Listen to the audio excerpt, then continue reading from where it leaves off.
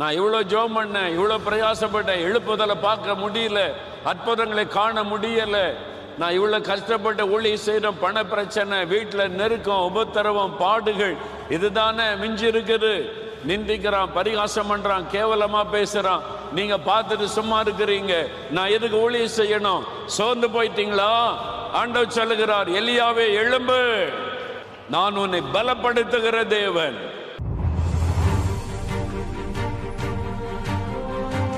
என்ன ஆசீர்வாதத்தை ஆண்டவரிடத்தில் பெற வேண்டுமானாலும் விசுவாசம் இல்லாமல் பெற்றுக்கொள்ள முடியாது. உங்களுக்குள்ள ஒரு நிரந்தரமான ஆறுதலை கொண்டு வருகிறவர் இயேசு.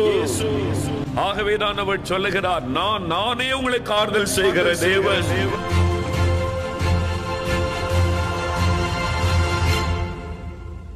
பிரியமானவர்களே, இயேசு கிறிஸ்துவின் இனிதான நாமத்தில் உங்கள் அனைவருக்கும் எங்கள் அன்பின் வாழ்த்துக்களை தெரிவித்துக் கொள்கிறோம். இந்த நிகழ்ச்சியின் மூலம் உங்களை சந்திப்பதில் மிகுந்த மகிழ்ச்சி அடைகிறோம். வருடத்தின் இறுதி நாட்களுக்குள்ளாக வந்துவிட்டோம். ஆனால் இன்னும் என் வாழ்க்கையில் வாக்குத்தத்தங்கள் நிறைவேறவில்லையே என்று சோர்ந்து போய் இந்த நிகழ்ச்சியை பார்த்து கொண்டிருக்கிறீர்களா? கவலைப்படாதிருங்கள். நம்முடைய தேவன் வாக்குத்தத்தத்தின் தேவன். உங்கள் சோர்வுகளை மாற்றி உங்கள் வாழ்க்கையில் தேவன் உங்களுக்கு கொடுத்த வாக்குத்தத்தத்தை நிறைவேற்றுவார் என்பதில் எந்த ஒரு சந்தேகமும் இல்லை. நம்பிக்கையோடு இந்த நிகழ்ச்சியை பாருங்கள். இப்பொழுதும் சகோதரர் மோகன் லாசரஸ் அவர்கள் தேவ செய்தி அளித்து உங்களின் ஆசீர்வாதத்திற்காகவும் விடுதலைக்காகவும் சிறப்பு பிரார்த்தனை ஏறெடுப்பார்கள். ஏசாயா 40ஆம் அதிகாரம் 29வது வசனத்தை வாசிக்க கேட்போம். சோர்ந்து போகிறவனுக்கு அவர் பலன் கொடுத்து சத்துவம் இல்லாதவனுக்கு சத்துவத்தை பெருக பண்ணுகிறார்.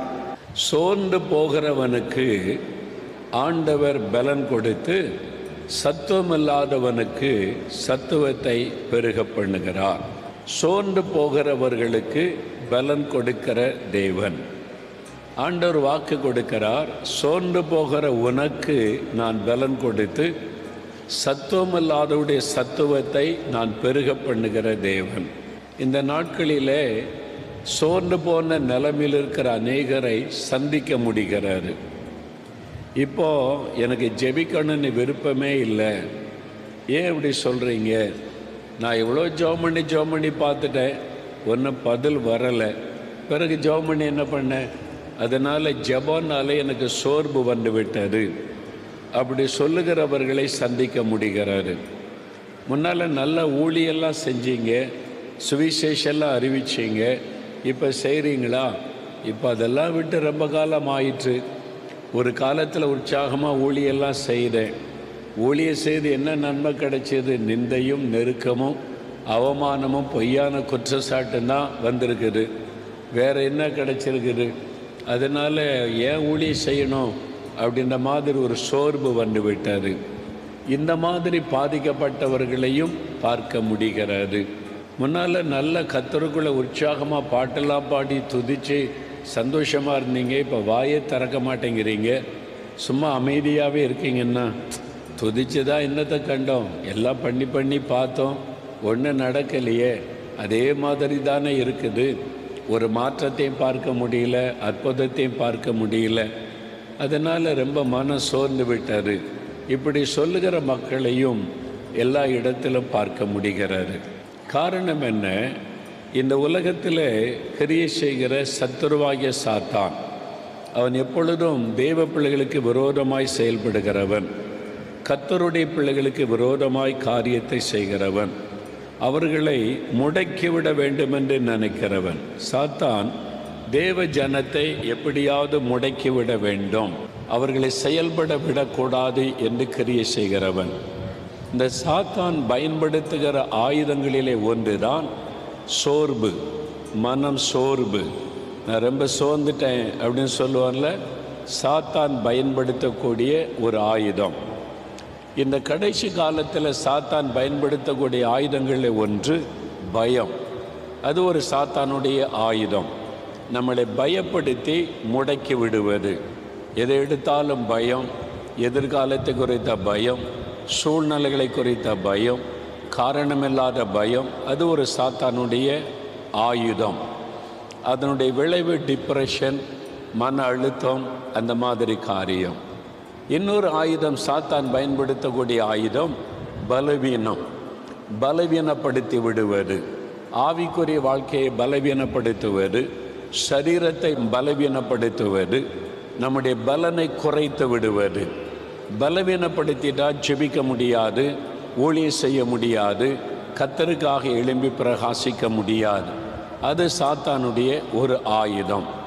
இன்னொரு ஆயுதம்தான் சோர்வு.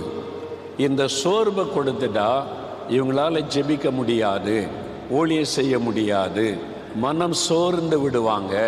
அது சாத்தான் பயன்படுத்துகிற ஒரு ஆயுதம். இங்கே கூட அநேகர் சோர்ந்து போன நிலைமையில் நீங்கள் வந்திருக்கிறீங்க. சரி, கடைசியாக போய் ஜெபம் பண்ணி பார்க்கலாம், இந்த ஜெபத்திலையாவது ஏதாவது நடக்குதா பார்க்கலாம் அப்படின்ற நிலைமையில் நீங்கள் இந்த இடத்துல வந்திருக்கலாம். ஏன்னா மன சோர்வு. நான் ஜெபம் பண்ணி பார்த்துட்டேன், எவ்வளவோ ஊழியெல்லாம் செய்து பார்த்துட்டேன், ஒன்றும் நடக்கலைன்ற ஒரு மன சோர்வு. அந்த சோர்ந்து போன நிலைமையில் நீங்கள் இந்த இடத்துல வந்திருக்கலாம். ஆண்டவர் சொல்லுகிறார், நான் சோர்ந்து போகிறவர்களுக்கு பலன் கொடுக்கிற தேவன். நீ சோர்ந்து போய் வந்திருக்கிறல்ல, நான் உன்னை விட்டு விட மாட்டேன். நான் உன்னை அப்படியே சோர்விலே முடங்கி போக விட மாட்டேன். சோர்ந்து போகிறவர்களுக்கு பலன் கொடுக்கிற தேவன், சோர்வை மாற்றி பலப்படுத்துகிற தேவன். ஆண்டவர் சொல்லுகிறார், என் மகனே, உன் சோர்வை மாற்றி உன்னை பலப்படுத்த தான் நீங்கள் அழைத்து வந்திருக்கிறேன். என் மகளே, உன் சோர்வை மாற்றி உன்னை பலப்படுத்துவதற்காகவே நான் உன்னை இங்கே கொண்டு வந்திருக்கிறேன்.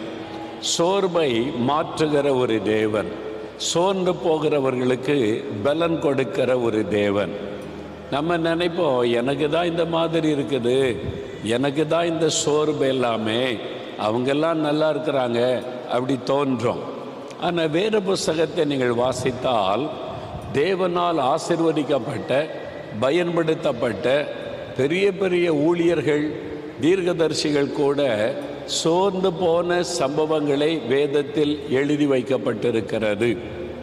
அப்போது எல்லாருமே அந்த பாதையில் போயிருக்கிறாங்க.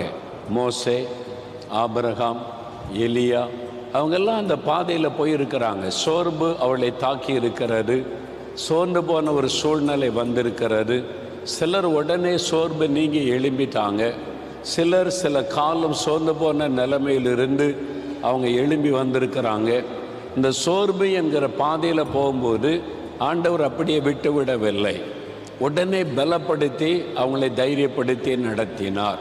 சோர்ந்து போன இன்னொரு மனுஷனுடைய சரித்திரம் 1 ராஜாக்கள் 19ஆம் அதிகாரம் 4வது வசனத்தில் எழுதப்பட்டிருக்கிறது.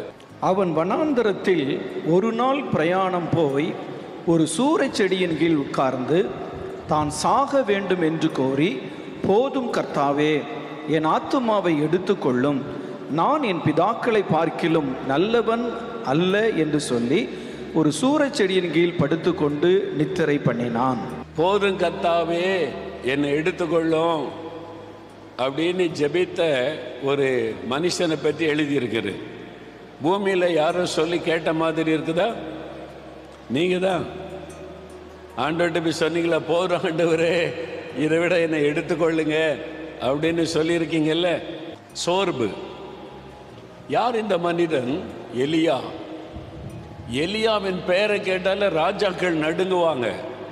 அப்படிப்பட்ட தேவனால் பயன்படுத்தப்பட்ட ஒரு பெரிய தீர்க்கதரிசி.